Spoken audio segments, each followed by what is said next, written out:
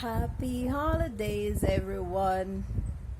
Wherever you are in the world, if you are celebrating Christmas or celebrating the season or just celebrating life, this video is for you. And today we're going to hit on a hot topic. So, for the purpose of doing this whole Christmas thing, I decided I was going to do a blog every day until the 25th of December started. I started on I think it was the 16th, can't remember. Anyway, it's not the 16th. It's a 12 days countdown to Christmas Day.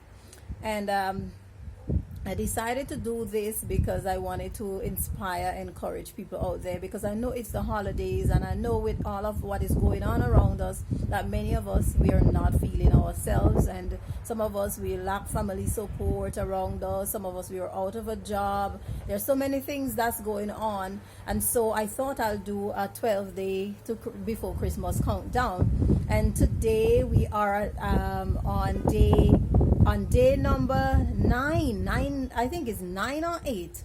Please don't quote me on this. I think it's 8 days to Christmas, but I could 8 days to Christmas countdown.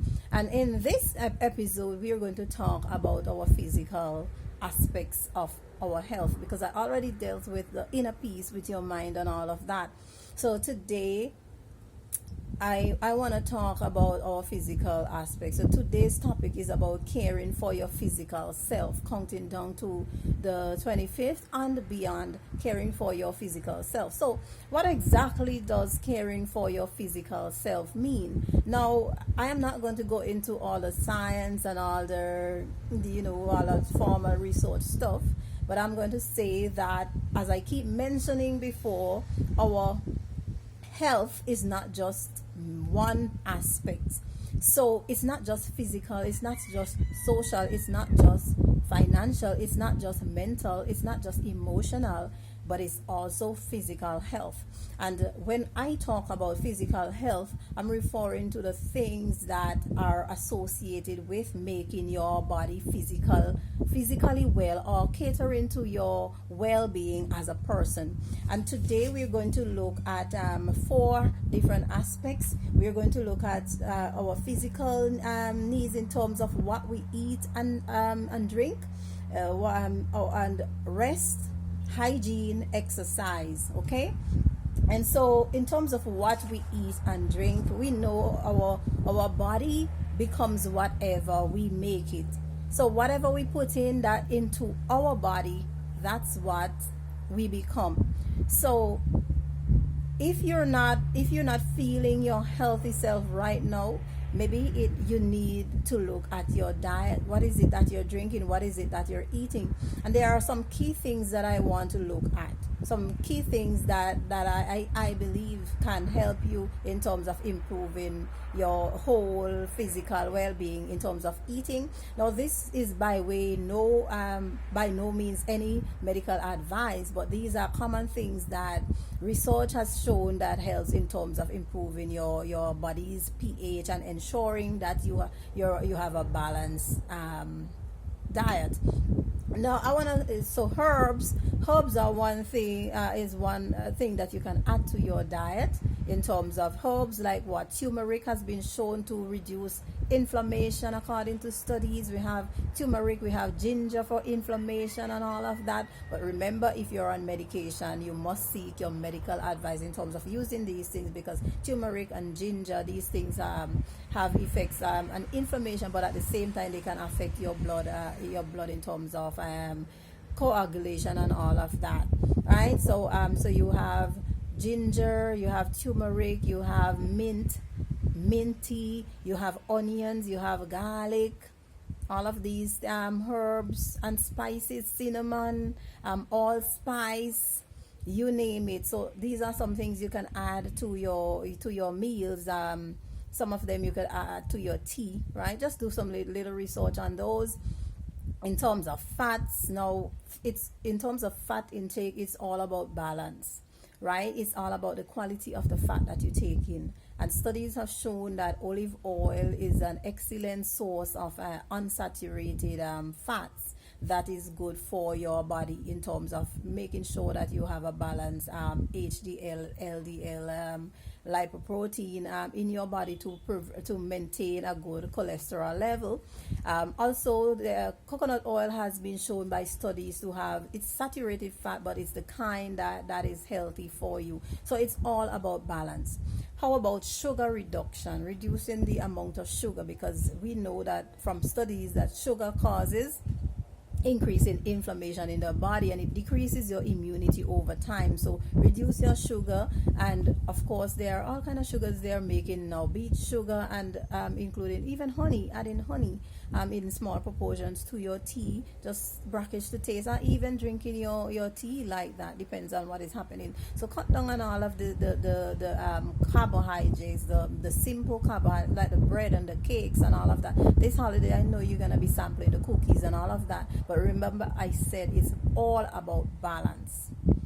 So I'm not telling you not to eat these things, but it's all about balance, right? And so if you're concerned about these things, you can also consult a nutritionist, because I am by no way a nutritionist. I'm a nurse and a nurse educator. Now, what else can we do in terms of your salt intake? Now, you need sodium for proper functioning of your body, but high amounts of sodium is not good for the body as well. It increases your blood pressure, and then your heart has to work harder, and then that in itself it causes heart issues. So you need to be checking, make sure you're taking in the right amounts of salt, not too much. If you're hypertensive, you should be consulting with your dietitian to get in terms of your salt intake. One of the things that studies recommend is to take in sea salt, because it has it is better than the refined salt that we use. So that's something else that you can cater for. How about fresh fruits and vegetables, organic preferably, once you can get them. Organic foods, all these things, get them to do your little research, so that in terms of what you put in your body, because overall these things will affect not only your skin, but in terms of your organ functioning, your pH, and how often you get sick or not.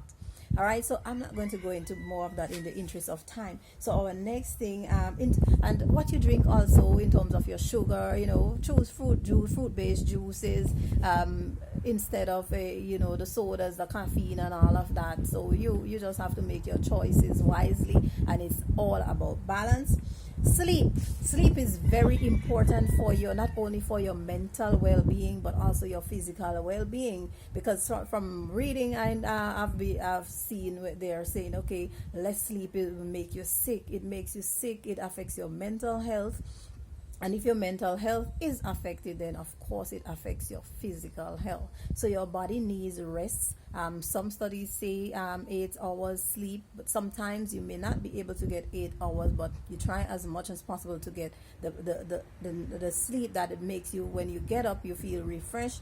If it means taking a nap in the afternoons after work, go right ahead, do that. Clear your head. Sometimes sleep will affect our judgment. It affects our health. If we lack sleep, we go driving, we can get into accidents. There's so many things, and that affects your physical health.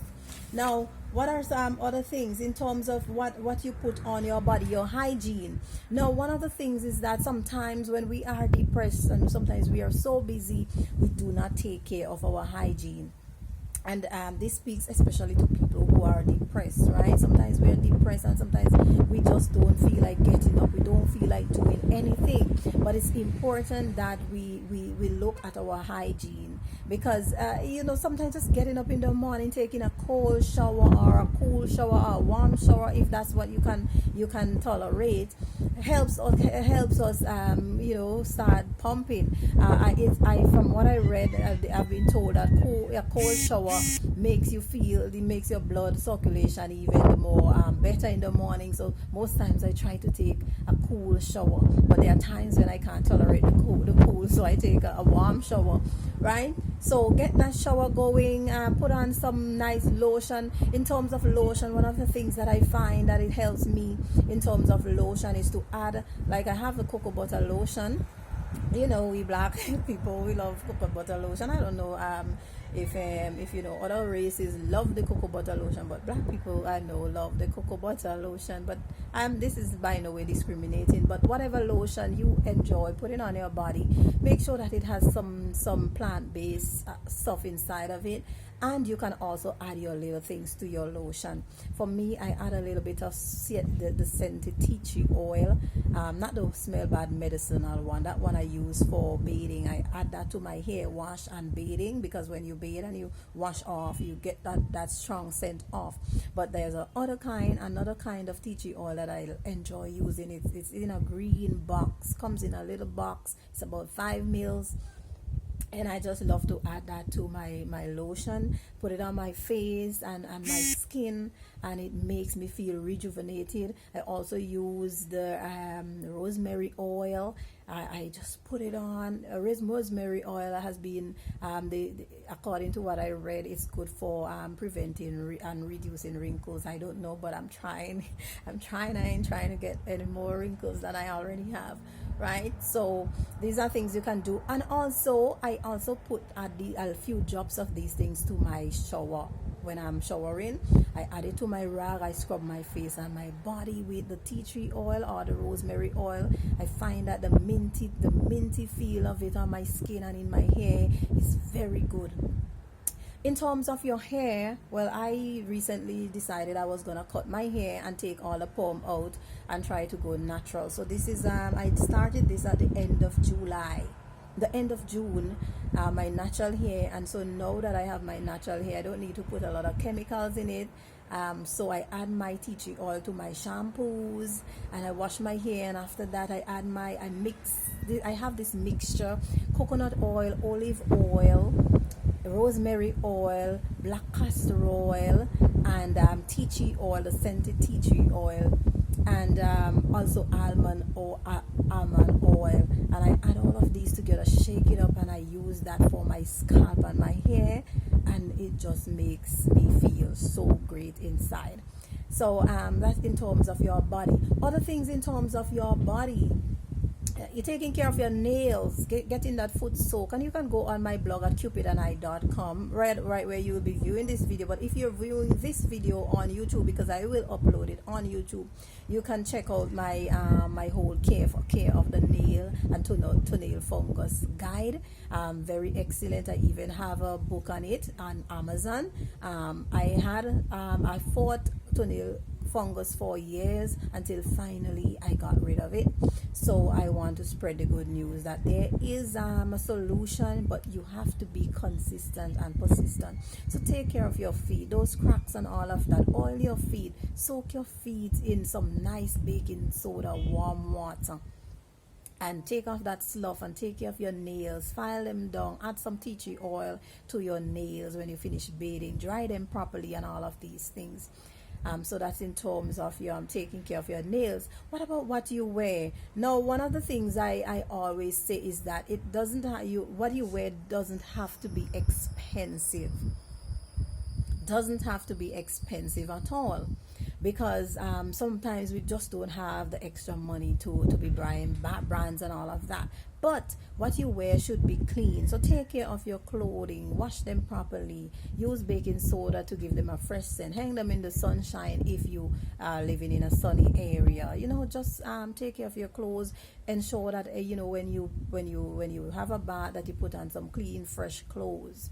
Except for your jeans, you may not wash them all the time, but try to sun your jeans regularly so that they have a good, the sunlight takes away any kind of offensive odor from your jeans. So that's in terms of taking care of your hygiene and what you put on your body. Now, the next thing I want to talk about is exercise. And I love to talk about exercise more than I love to exercise. My favorite form of exercise is walking. However, I haven't been walking for a while now due to work and also COVID restrictions that are put on because of the whole COVID situation. So I'm hoping that I will get back into it. I haven't been out in over two since October. I've had any real exercises, but I'm saying that exercise actually makes the body good. So remember, this is not all about losing weight. This is about feeling good, because sometimes people say, okay, I want to lose weight, so that's why I'm exercising. And if they don't see any results, they may just stop exercising. But exercising does more than just help you lose weight. It actually helps you promote your general sense of well-being. When I'm walking in the mornings, I'm thinking and my mind is active, and it feels exhilarating when I'm out there having that early morning walk, watching the sun rise. And if you're choosing in the afternoons, then watch the sunset, looking at the ducks in the ponds, and all of this is just amazing. And I love the walk. It's good for your knees. If you're in your 40s like me, you would want to think about gentle exercises that you can do to help with in terms of strengthening your bone and your muscle. We know that if we don't use it, we lose it. Our muscles, they get weak and they get saggy because we don't exercise enough. Exercise is also good to reduce stress. It's good for all of these conditions that we have: stress, diabetes, high blood pressure, heart problems.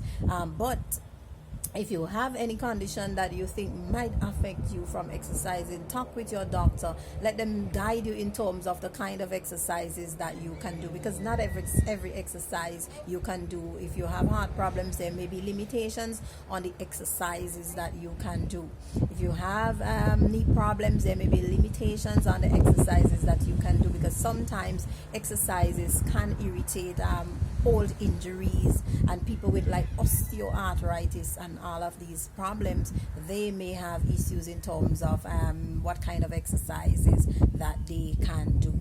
All right, so that's in terms of exercise. For exercise also reduces your appetite. I find it reduces my appetite, and so if you're talking about weight loss, it reduces your appetite. You drink more water and eat less food. All right, and it makes you more tired so that you can get your sleep, your good rest in the night.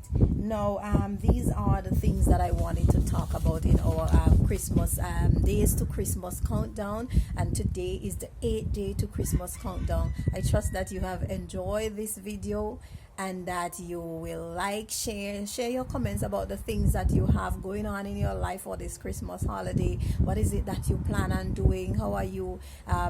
Sometimes it's not just about planning so far ahead. Sometimes it's about taking one step at a time. And this whole 12 days to Christmas countdown is really about taking one step at a time. So every day I address something. I address your inner peace. I address your refocusing on your relationships. I address the gift of giving. I also address another topic which I can't quite remember at this time. But if you visit my blog, you will see 12 days to Christmas, 12 days before Christmas, 11 days before Christmas, 10 days before Christmas, 9 days before Christmas, and now 8 days before Christmas. And all of these videos address something that you can do in order to help you get out of that depressive mood for the Christmas holidays. Okay then, best wishes, and see you in my next Christmas countdown, 7 days to Christmas. Bye.